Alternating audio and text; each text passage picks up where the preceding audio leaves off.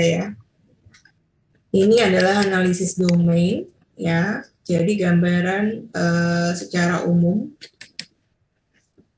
situasi sosial ya dalam bentuk kategorisasi. Kategorisasi di sini ada bicara tentang pendidikan ya, lalu kemudian bicara tentang deprivasi budaya sendiri. Ini di sini pendidikan dalam bentuk deskriptif tentang deprivasi budaya, lalu kemudian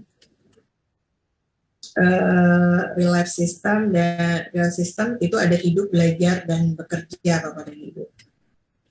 Bekerja ya, seperti itu. Nah, masuk ke analisis taksonomi dan komponensial. Ini dijadikan satu karena setelah taksonomi satu item langsung dibuat komponensialnya Bapak dan Ibu. Nah, untuk nanti lebih jelasnya,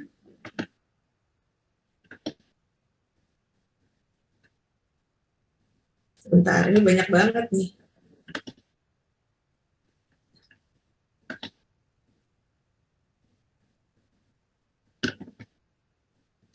Sebelum dilakukan di bab 4, saya buat bentuk diagram analisis Bradley seperti ini. Belum kelihatan ya? Belum, Ibu. Ya, saya karena ini nggak cukup waktunya pastinya kalau untuk melihat, masih,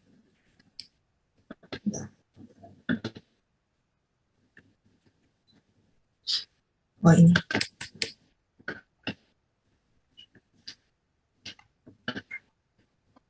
Ya, lihat ya. Ya, sudah Ibu. Nah, dibuat seperti ini Bapak dan Ibu, jadi memang agak ribet. Agak ribet tapi menarik sih, saya senang sih. Karena memang menemukan banyak hal yang baru gitu ya, langsung dari informannya. Nah, ini kalau dilihat dari domain di kiri ini ada deprivasi budaya ya. Kemudian pendidikan, belajar, hidup, bekerja. Nah, kemudian ini mulai masuk ke taksonomi ya. Taksonomi itu dibuat kategori turunan dari domain. Ya, biasanya itu hasil dari coding teman-teman semua, Bapak dan Ibu. Ya, dari coding yang biasa kita lakukan dalam penelitian kualitatif pada umumnya, kita lakukan coding, ya, kategorisasi, dan ini masuk ke taksonomi, pertama kepedulian orang tua tentang belajar, dan seterusnya Bapak dan Ibu ya. Taksonomi dari observasi itu ada 22 Bapak dan Ibu. Ya, ada 22, dan dari wawancara yang dilakukan ke 4 kelompok ada 16. Nah, kemudian komponensialnya seperti apa? Komponensialnya itu kita membuat kategori kontras Bapak dan Ibu ya. Nah, ini dengan saya untuk di wawancara, maaf Bapak Ibu. Nah, untuk observasi, untuk hasil observasi ya, aspek kontrasnya itu adalah sebab dan akibat Bapak dan Ibu. Untuk wawancara itu keadaan dan pendorong. Nah, bagaimana untuk mendeskripsikan dalam kalimat nah ini hasil yang penuh di sebab akibat itu adalah hasil observasi, dan yang di samping sini adalah hasil wawancara. Seperti itu Bapak dan Ibu. Ini dipetakan dulu seperti ini, lalu kemudian masuk ke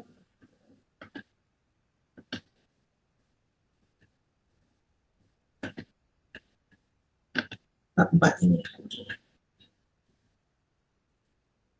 Ya, nah, belum.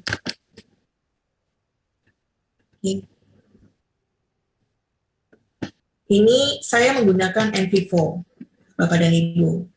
Ketika coding, ya, menggunakan software NVivo itu mempermudah. Sebenarnya tidak mempermudah secara langsung Bapak dan Ibu, kita tetap harus punya catatan, ya, catatan harian.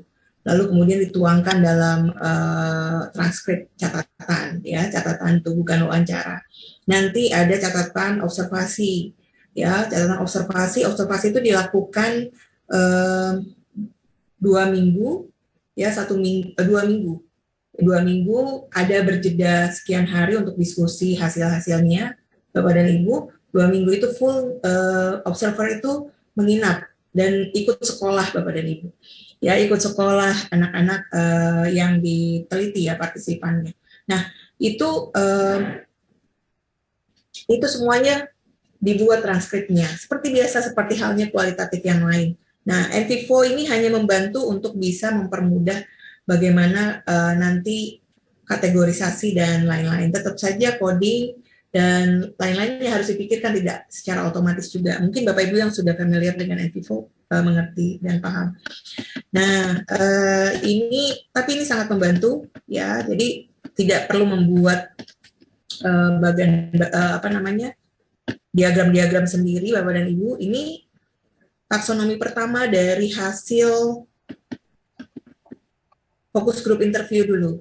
Ya, dari hasil interview belajar itu di sekolah. Nah, ini taksonominya, ini karena penelitian saya di awal pernah ada, jadi dijelaskanlah tentang penelitian saya, dan kemudian NT4 yang digunakan adalah project map, ya. Nah, ini mungkin bisa dibesarkan, ya.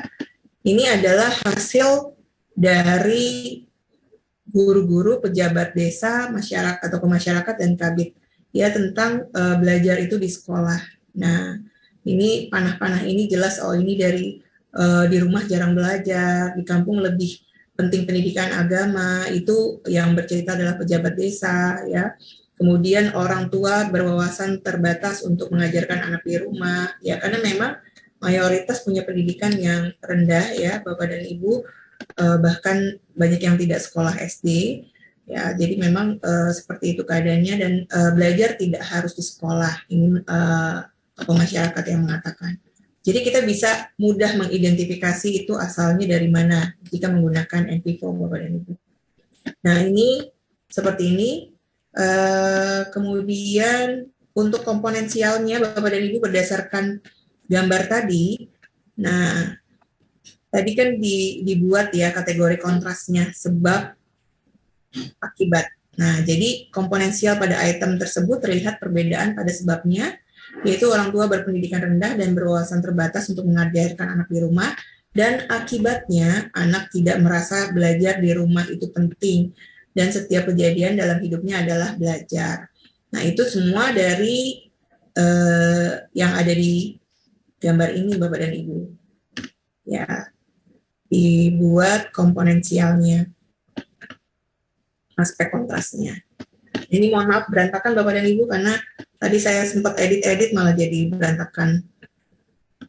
Ya, ini mau ngedit lagi, halamannya lumayan banyak, jadi kayaknya nggak cukup waktunya tadi. Kepedulian orang tua tentang belajar yang berikutnya. Nah, terus seperti itu Bapak dan Ibu. Ini adalah taksonomi dan komponensialnya. Jadi untuk interview ini ada 22 hasil Bapak dan Ibu ya. Saya mungkin tidak menyampaikan semuanya ya. Mayoritas lulusan SD masih oke. Ya.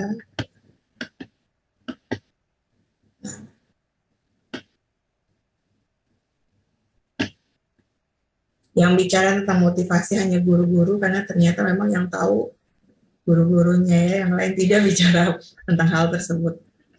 Nah, baik. Terus Bapak dan Ibu, itulah taksonomi dan komponensial. Nah, kemudian masuk ke tema budaya ya. Ini banyak soalnya Bapak dan Ibu ya. Nah, ini maaf nih, ini ada wawancara. Wawancara ini saya sebutkan nama yang tidak nama sebenarnya ya. hasil wawancara observasi, maaf. Wawancara tadi keempat tokoh ya. Nah, ini ada coding tentang kepribadian siswa, taksonominya. Seperti ini, pendiam, ramah, kalem, mengayomi adik. Nah, ini adalah hasil observasi teman-teman observer yang menginap di masing-masing rumah, ada 5 rumah. Jadi ini ada 5 nama yang sampai saat ini mereka masih berhubungan baik, Bapak dan Ibu. Bahkan ada satu yang alhamdulillah dapat rezeki kuliah ya, kemarin menginap di rumah observer yang pernah menginap di rumahnya. Jadi kita jadi punya saudara baru. Kemudian ini salah satunya. Saya tidak akan bicarakan tentang isunya, ya, kemudian orang tua tentang belajar, ini juga diamati, ini sedikit mungkin bisa menarik. Tidak menuntut untuk belajar, tidak peduli dengan sekolah, menyiapkan uang jajan, oke, menanyakan tugas sekolah hanya kepada dua orang saja, yang lain tidak ditanyakan tugas sekolahnya, hanya 2 orang tua yang menanyakan gitu ya, sepanjang teman-teman nginep di sana Bapak dan Ibu ya. Nah, saya cepetin saja karena banyak banget.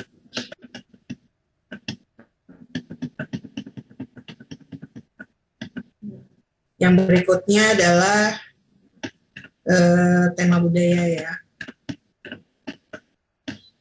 Nah, tema budaya mungkin bisa di PowerPoint aja biar gampang.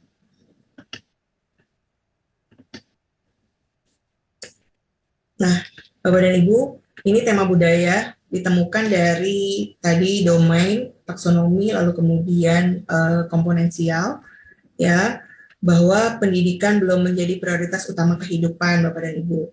Nah, gambar ini menjelaskan tentang faktor sebab akibat pendidikan belum menjadi prioritas.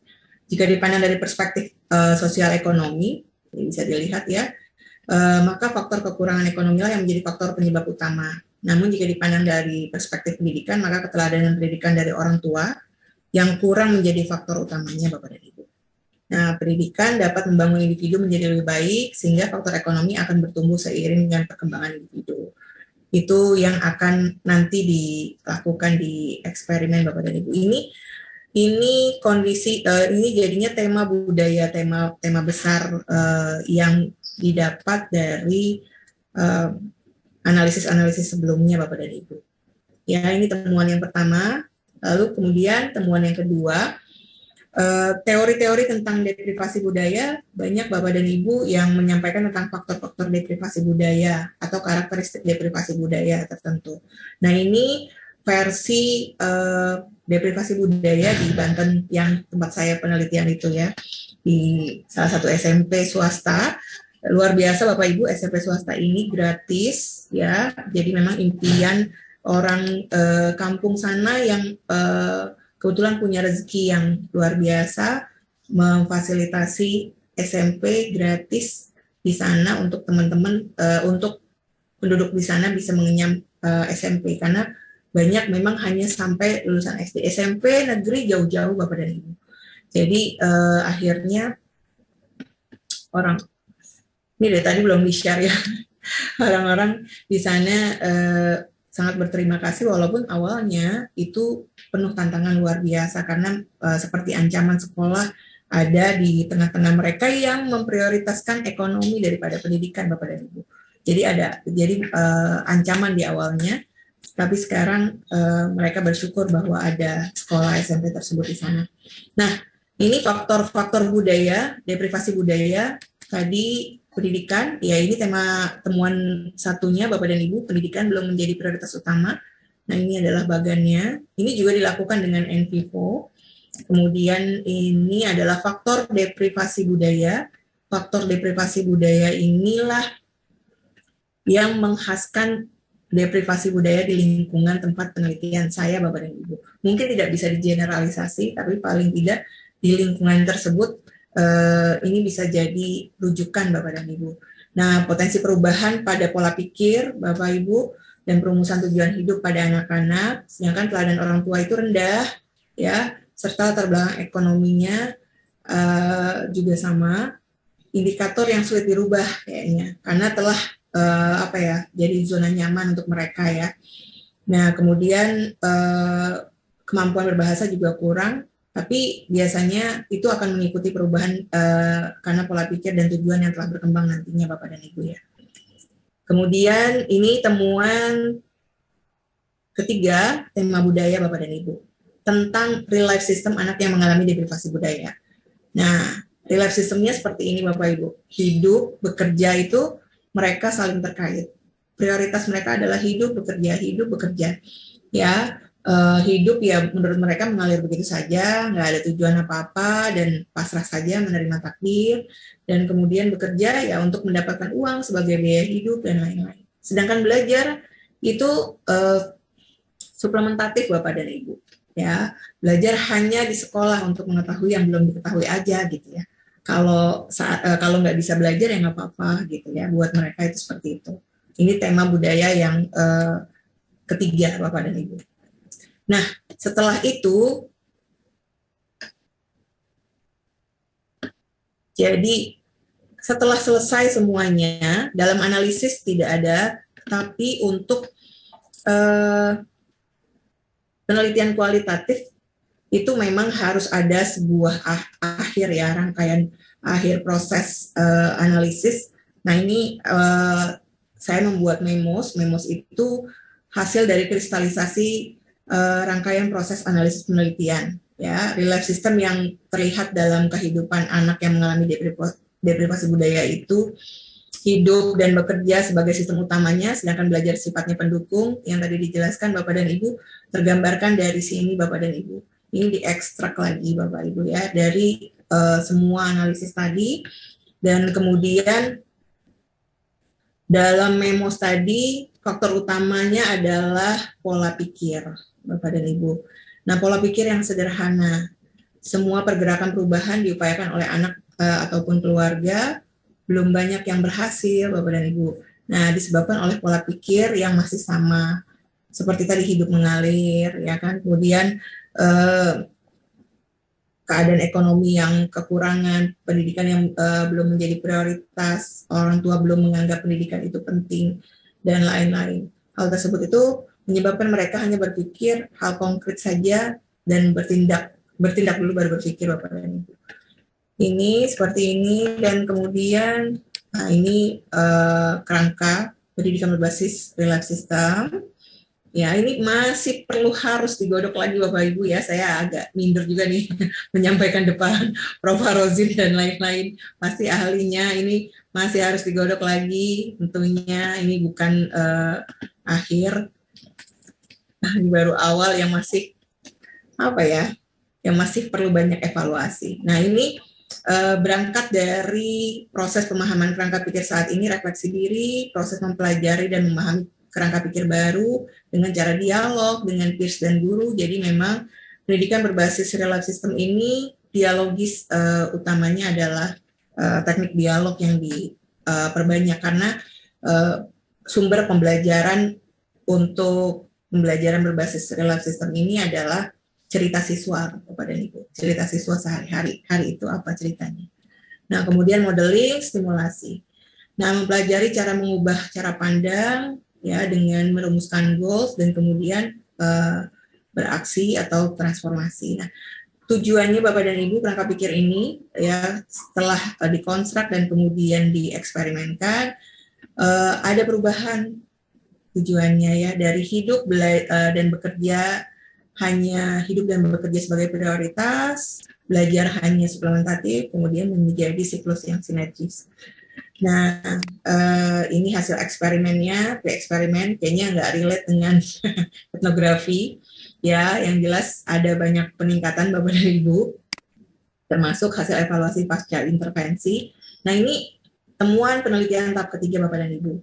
Ini dilakukan dalam Zoom dengan sekitar 600-an ya, 600-an pekerja sosial seluruh Indonesia. Waktu itu saya dapat kesempatan dari Prof. Naryo, luar biasa, alhamdulillah. Dari situ dari hasil rekaman video tersebut, ya pertemuan tersebut, dan kemudian ada kuesioner yang saya sampaikan.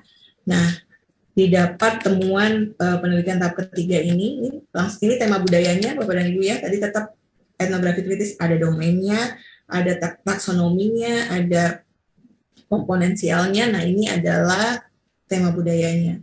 Ya, yang pertama pendidikan RLS dapat mengembangkan potensi anak melalui pemberdayaan keluarga.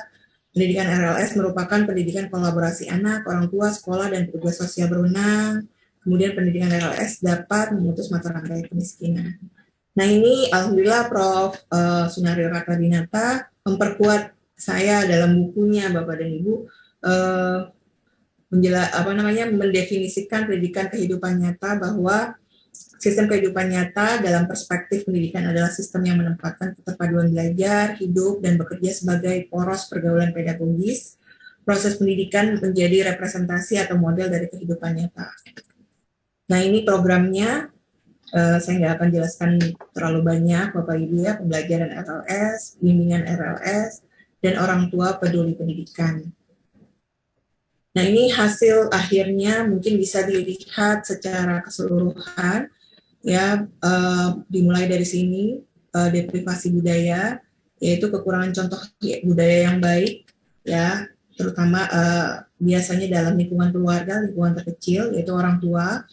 Kemudian dimulai dengan melakukan penelitian tahap pertama etnografi realis, ya. Kemudian melihat dihasilkanlah fenomena, terlihatlah fenomena yang terjadi bahwa hidup bekerja sebagai prioritas, belajar tidak, dibantu dengan teori, kemudian membangun pendidikan berbasis real life system dibantu dengan teori, ya. Teori pedagogi kritis, humanistik behavioral, pedagogi konstruktivisme. Nah, ini adalah pendidikan berbasis RLS, kemudian dilanjutkan pre-eksperimental, ya, diuji coba, lalu kemudian menjadi sinergis, dan kemudian dilakukan penelitian terakhir etnografi kritis. Seperti itu, Bapak dan Ibu.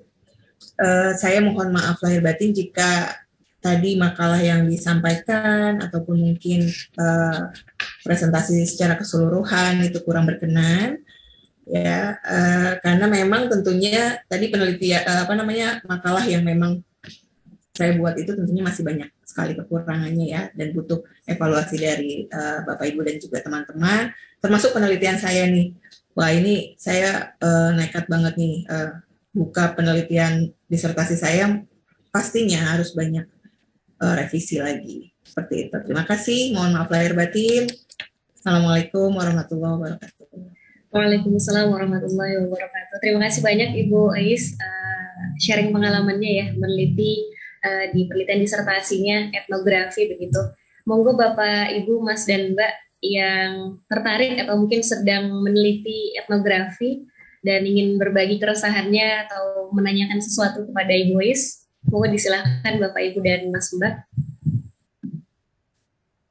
Barangkali saya awali ya Ibu Ais dengan pertanyaan paling dasar begitu Ibu. Yang saya sering dengar begitu ya, etnografi ini kerap diasumsikan sebagai penelitian yang identik dengan budaya yang dalam hal ini konteksnya seperti suku-suku terpencil, masyarakat marginal, seperti itu saja begitu Ibu, dan jarang rasanya ditemui di ranah pendidikan begitu. Nah, itu seperti apa Ibu? Apakah ada kriteria fenomena sosial spesifik yang cocok diteliti menggunakan kacamata etnografi atau bagaimana, Bu Ais?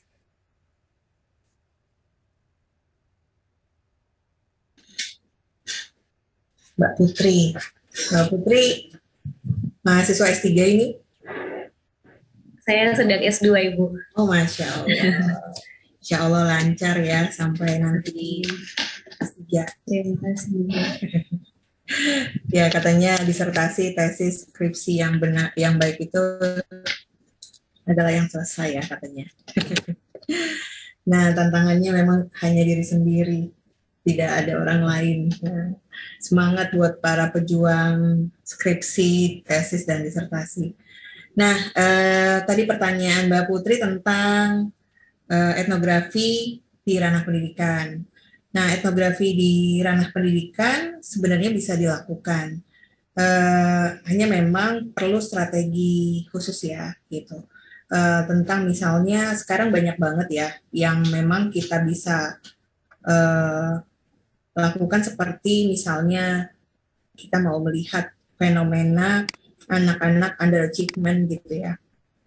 Itu bisa di kita banyak berinteraksi ya. Mungkin kalau nginep, kalau apa gitu, mungkin sungkan atau bagaimana, tapi mungkin butuh strategi-strategi khusus untuk bisa mengetahui lebih dalam lagi tentang kehidupan anak, latar belakangnya kenapa dia sampai underachievement. Tidak hanya mendengarkan cerita sepihak saja, ya kan, dan kemudian kita berasumsi tentang sesuatu dari apa yang kita lihat, mungkin hanya sepintas-sepintas saja gitu. Bisa isu-isu tadi underachievement, lalu kemudian bagaimana pemaknaan sekolah ya, memaknai sekolah itu seperti apa gitu, itu juga bisa. Sebenarnya nilai-nilai norma-norma ya dalam kehidupan kita semua bisa dilakukan dengan etnografi. Tapi memang ketika kita melakukan, kenapa etnografer itu banyak di lingkungan terpencil, karena langsung mengamati homogenitas kelompok tertentu gitu kan ya. Jadi lebih mudah untuk bisa menyimpulkannya gitu kan ya. Kalau di ranah pendidikan mungkin kita tidak bisa terlalu mudah untuk mengeksplorasi keliaran dari etnografi itu sendiri yang memang bisa secara bebas mencari tahu dan lain-lain gitu ya. Tentunya penuh etika yang perlu ditempuh gitu. Itu bisa dilakukan seperti itu. Oke, terima kasih Bu Es. Ini sudah ada yang bertanya juga dari Mas Bayu. Bagaimana analisis data yang digunakan selain coding, Bu Es? Ya, analisis data yang digunakan seperti yang dijelaskan tadi, memang kalau untuk etnografi lebih direkomendasikan untuk melakukan analisis Spradley ya.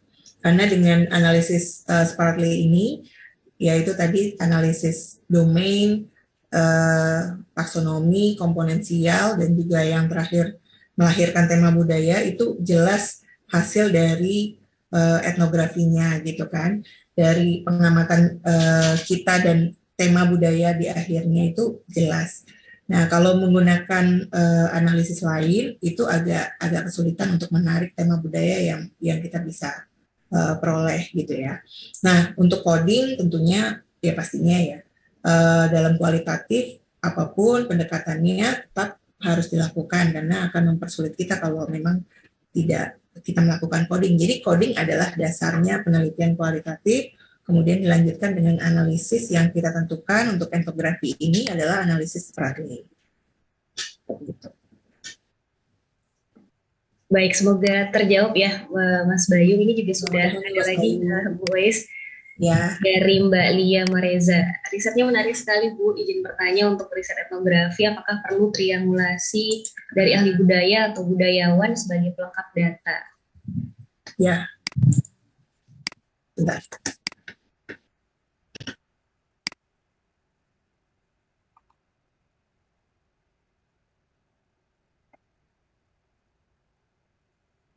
Ya, triangulasi itu tidak perlu dilakukan langsung ke ahli budaya tertentu gitu ya, karena memang triangulasi itu bisa kita pilih gitu.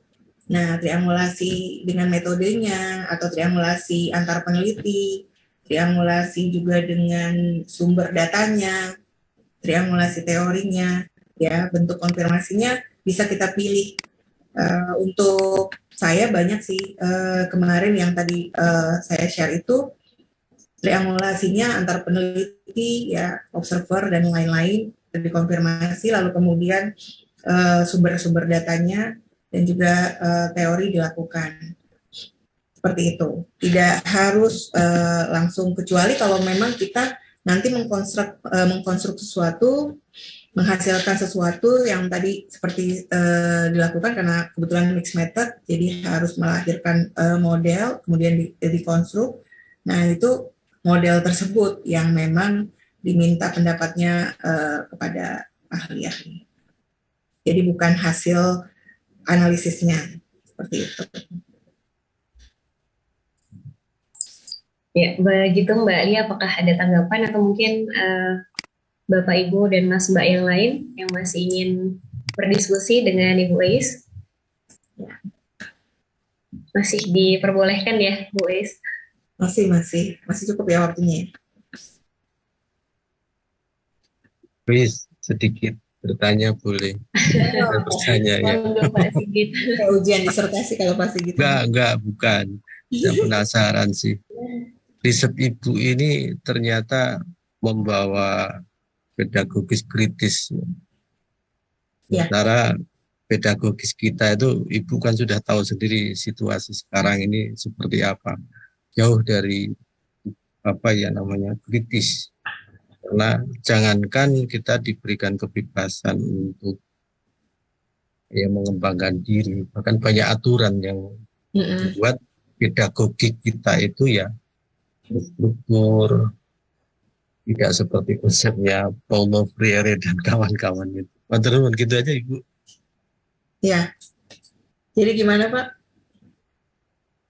Jadi penasaran saja Ibu bisa membawakan konsepnya pedagogis kritis di risetnya Ibu. Iya. Terima kasih. Ya, terima kasih Bapak.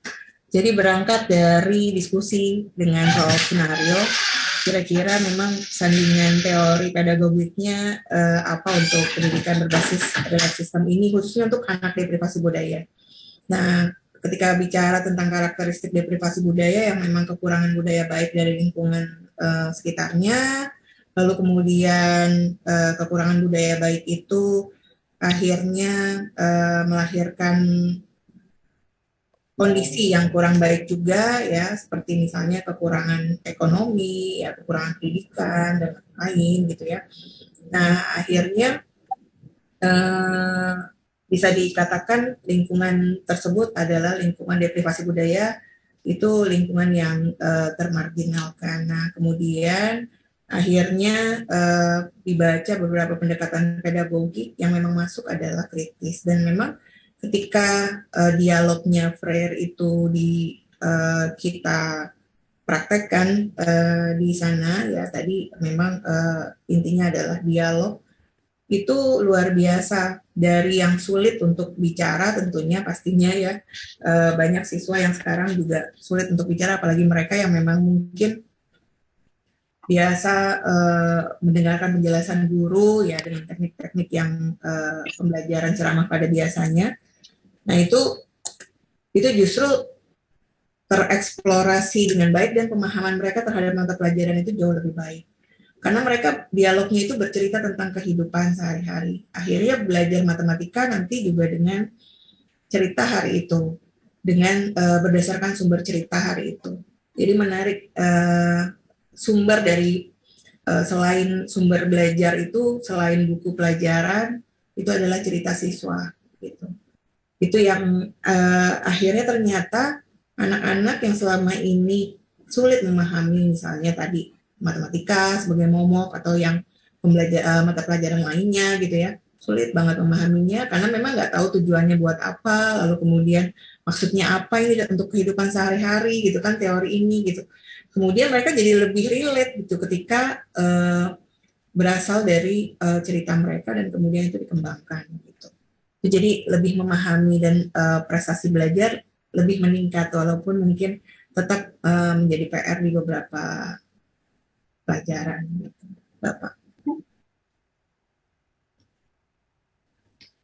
Terima kasih Ibu. Sama-sama Bapak. Yang itu boleh. Memang dihasilkan dari etnografi kritis itu ya Ibu ya. Yang mana Bapak? Yang Ibu kan di awal dengan etnografi yang realis, kemudian akhirnya itu embed itu kan kuantitatif, terus diakhiri dengan etnografi yang kritis. Makasih Ibu. Iya, sama-sama Bapak. Jadi memang tadi hasil etnografi realis itu dikombinasikan dengan tiga tema budaya yang tadi, dikombinasikan dengan pedagogi kritis, konstruktif, lalu kemudian konstruktivisme, terus humanistik dan behavioristik, itu dikombinasikan, dirumuskan untuk bisa menjadi pendidikan berbasis pendidikan kehidupan nyata atau real life system tadi. Seperti itu, lalu kemudian diuji cobakan. Nah, hasilnya ini dimintai pendapat ke Kemensos, pekerja sosial Kemensos, lalu nah itu adalah etnografi kritis. Nah, hasil dari diskusi dengan Kemensos itu lalu dibuat kesimpulan, nggak dibuat kesimpulan tapi dibuat analisisnya, ya analisis domainnya, taksonominya, komponensialnya, sampai akhirnya mendapatkan tema budaya yang menjadi rekomendasi kebijakan. Yang mudah-mudahan bisa diteruskan gitu, karena waktu itu pernah dipresentasikan hanya memang berganti menteri terusnya jadi nggak lanjut. Seperti itu Bapak. Terima kasih Ibu. Sama-sama Bapak. Ya, mungkin saya ingin menginginkan Ibu Ois di sini Ya, bercerita lagi sedikit ya, karena waktu di kuliahan itu kita satu rumah kosan gitu, jadi hanya cerita di luarnya saja, ternyata di dalamnya tuh Bu Ois seperti ini kan gitu ya. Taunya beres, taunya tertulis dan sebagainya. Saya ingin diceritakan ketika Bu Ois membawa tim kepada